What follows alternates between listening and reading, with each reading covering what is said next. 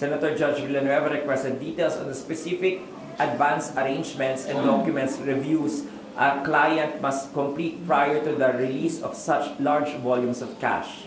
Senate President Sherwin Gatchalian asked if the witness engaged in casual inquiry with the transacting employees regarding the intended destination or use of the funds. Theme number 3, authorization protocols and transactional discrepancies. Senator Judge Kiko Pangilinan pointed out procedural anomalies, asking if it was highly irregular and that the individual who telephoned the branch to coordinate the withdrawal was different from the designated payee on the check. He also questioned the speed of the process, noting that the check's issuance date exactly coincided with the encashment date.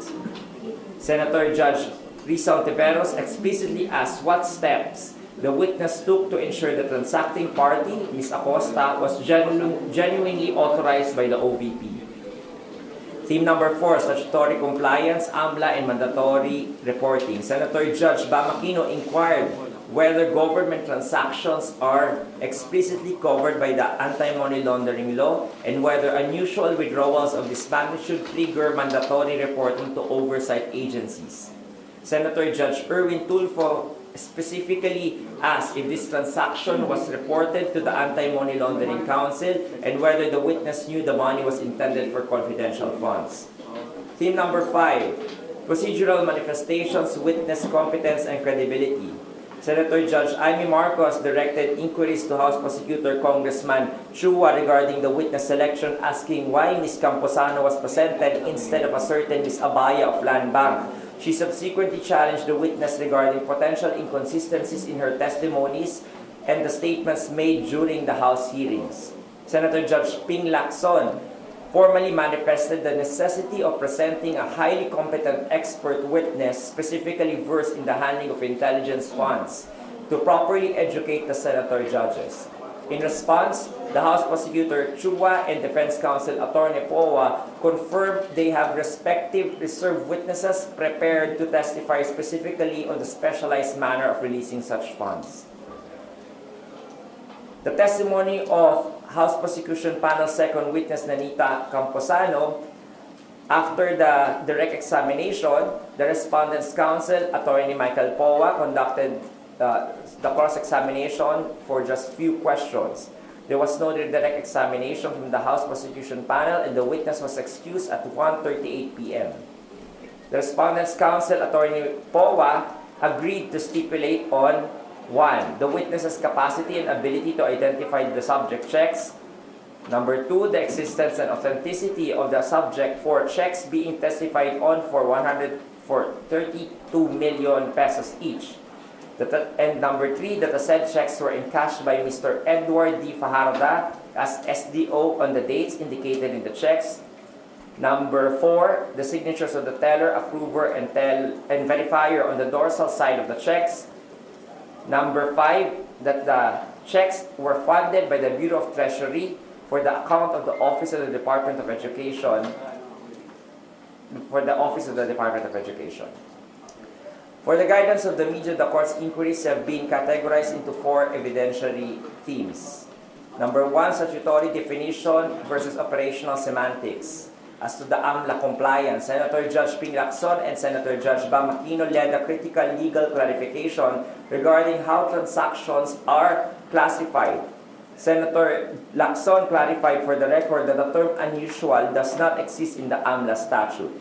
Senator Judge Aquino, however, probed the witness's personal understanding of these distinctions, asking who specifically determines if a transaction is a suspicious transaction, to which she answered she is responsible for reporting. When asked if a report was actually filed for the transaction, the witness invoked her confidentiality duty under the law. Senator Judge Villanueva directed the witness to BSP Circular 12-15 to cross-examine her technical understanding of what the Central Monetary Authority defines as an anomalous transactions. Theme number 2, verification protocols and agency authorization. Senator Judge Rafi Tulfo questioned the bank's documentary basis for recognizing a certain Mr. Fajarda as a DepEd Special Disbursement Officer. The witness admitted no specific authorizing documents were submitted to the branch. Senator Tulfo manifested that the bank had strict had a strict duty to verify the identity and authority of the SDO. Senator Ontiveros asked what specific mechanisms the witness relied upon to know that the withdrawal was genuinely authorized by the DepEd. Senator Judge Villanueva approved the bank's protocol for handling changes in authorized signatories, asking if frequent changes to the SDOs are considered standard practice, and directly asked the witness if she believes the branch executed everything properly. Theme number 3, comparative transactional baselines. Senator Judge Kiko Pangilinan and J.B. Ejercito inquired into the historical normalcy of the transaction. Senator Pangilinan established that the witness considered 10 million pesos to be the usual cash withdrawal amount for any government agency that she handled before, and asked if the 37 million transaction was a first in her 34-year career. Senate President Sherwin Gatchalian sought comparative metrics, asking for the average and typical amounts for DepEd payrolls, encashments at her branch. He further contrasted her current assessment with her previous branch experience, asking why a similar large withdrawal by a different government agency was previously deemed not usual by the witness, whereas a DepEd transaction was considered unusual. As to theme number 4, witness credibility and prior statements, Senator Judge Amy Marcos confronted the witness regarding her prior testimony given in November 2024 before the House Committee on Good Government. Senator Marcos pointed out a direct contradiction, noting that the witness characterized the transactions as a regular occurrence during the House hearing, which allegedly conflicts with her current characterization of the transaction as unusual before the impeachment court. Following rulings by the presiding officer on various evidentiary motions and objections by both parties, the trial was adjourned. Pursuant to the rules of procedure and impeachment, the impeachment court will resume session on Monday, August 3 at 10 a.m.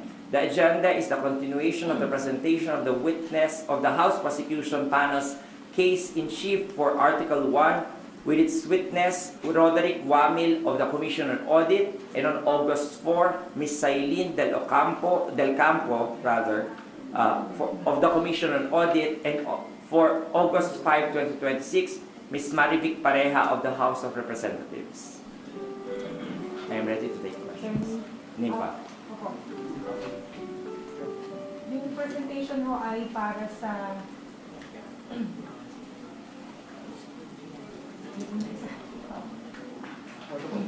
Attorney, yung presentation po ay para, di ba, sa Article 1, which is about confidential. Confidential funds.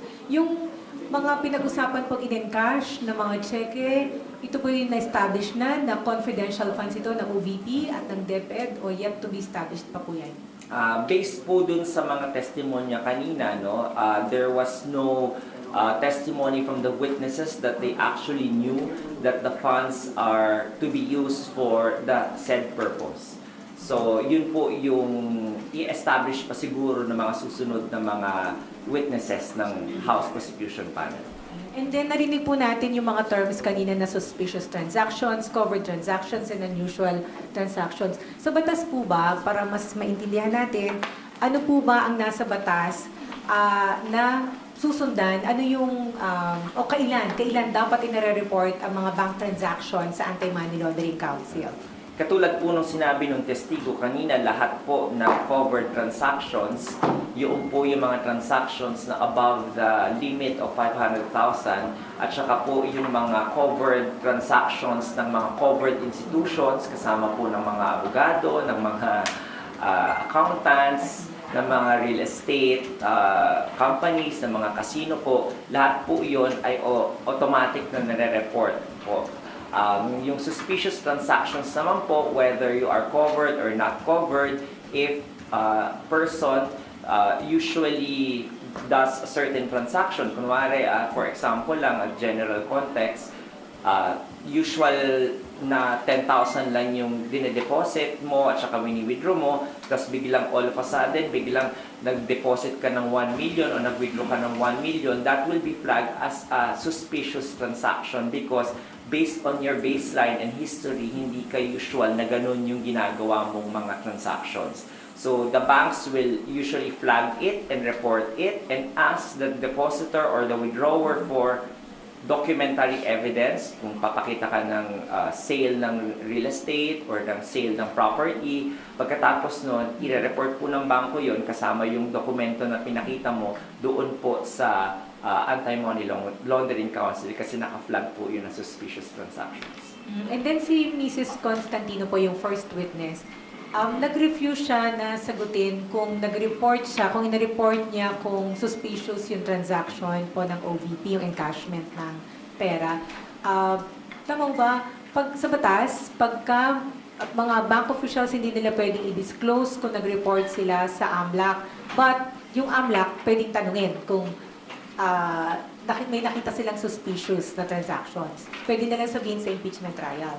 Yes, yan po yung kanina sinabi ni presiding officer, no, na any employee and any covered person, no, or employees of covered persons by the AMLAC na kailangan mag-report po, they are prohibited from disclosing directly or indirectly whether or not they made such report to the AMLC.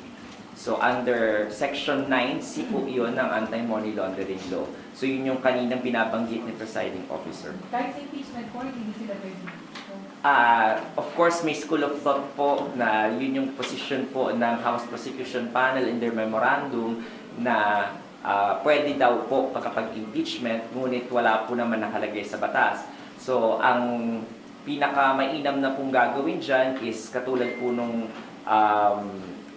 katulad nung desisyon ng presiding officer na isabpina yung mga dokumento mula sa Anti-Money Laundering Council, then it's going to be the Anti-Money Laundering Council as part of their duty and function as an investigative agency to disclose such matters to whatever body or forum or court.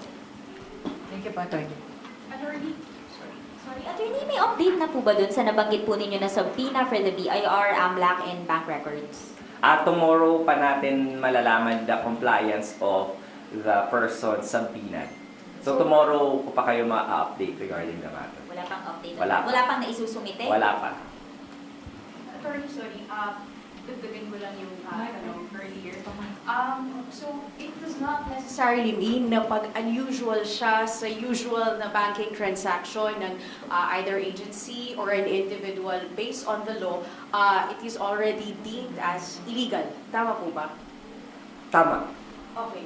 But then if they It is a determination of the bank kasi sila'y nakakita ng records of each depositor if they will flag it as suspicious transaction. Okay. And if they are being supported by necessary documents, so Usually that's the SOP, the standard operating procedure of the banks.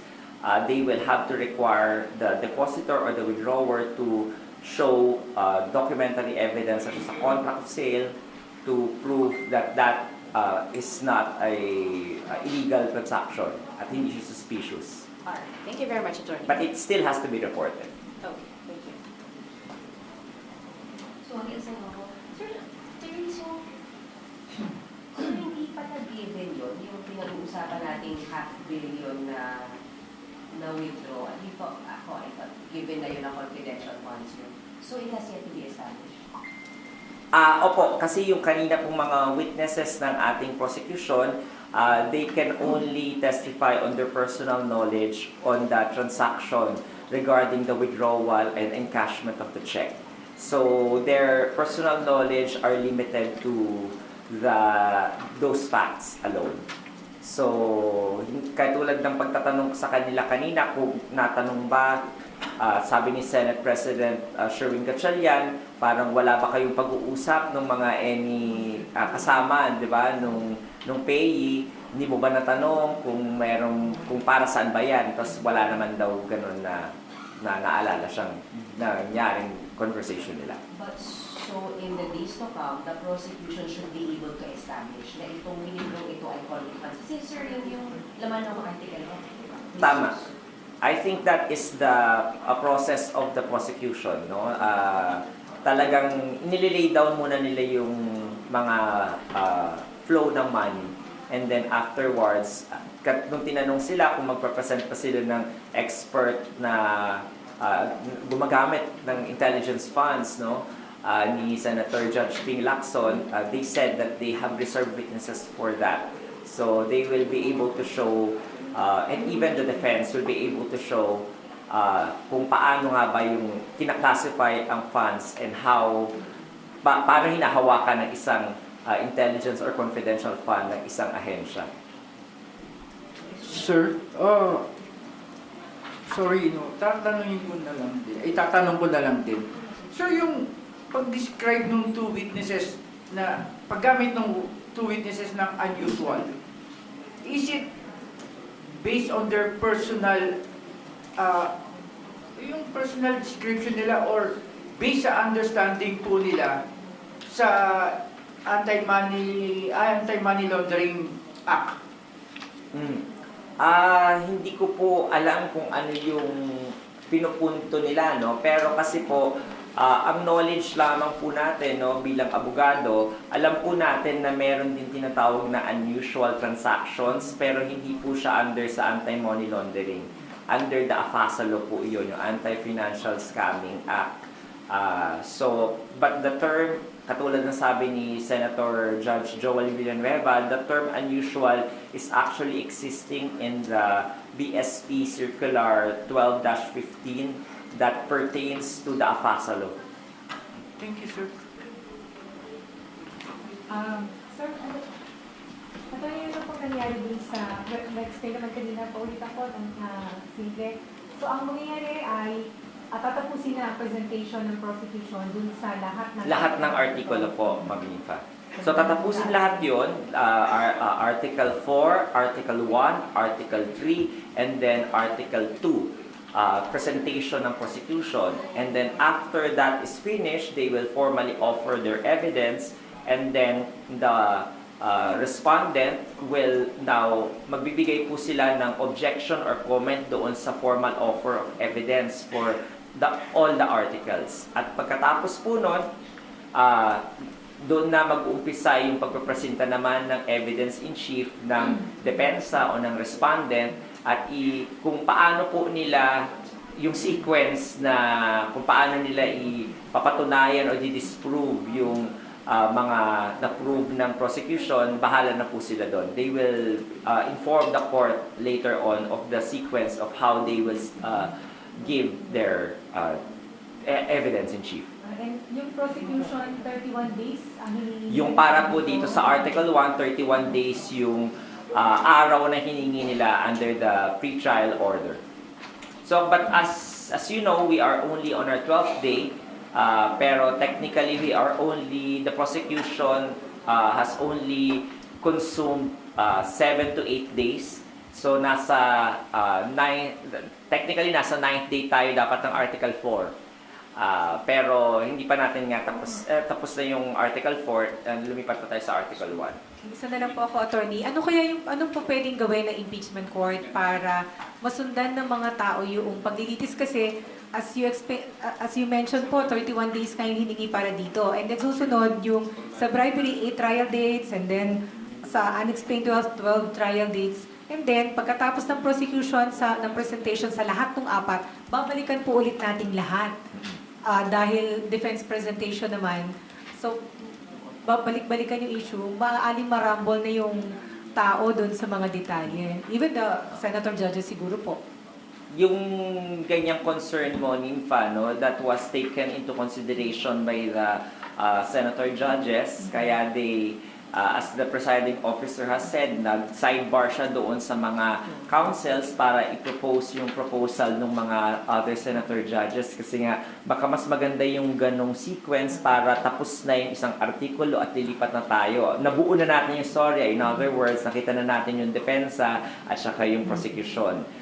Pero dahil nga hindi nag-agree yung depensa, yung respondent doon sa ganong proseso, hindi na gano'n na mangyayari. So, the impeachment court will just have to rely on the coverage ng media kung paano itatahi rin ng media para sa ating mga sambayanan yung mga nangyayari po dito sa proceedings ng impeachment court. And of course, as well, the spokespersons of both the House Prosecution Panel and the respondent, and also this spokesperson will also try to itahi ulit at ikwento ulit yung mga makakalimutan na natin mangyari kapag dumating yung future na yun.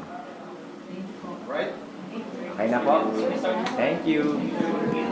Sir, personally, anong mas okay sa'yo? Umaga yung trial o hapon? Sir, kailan naman nalaman yung Personally po. Okay ang umaga no? Ikaw ba? May kakalokohan yung mga senator judges kasi yung mga matatanda daw okay daw sa umaga. Yung mga bata-bata pa sa hapon.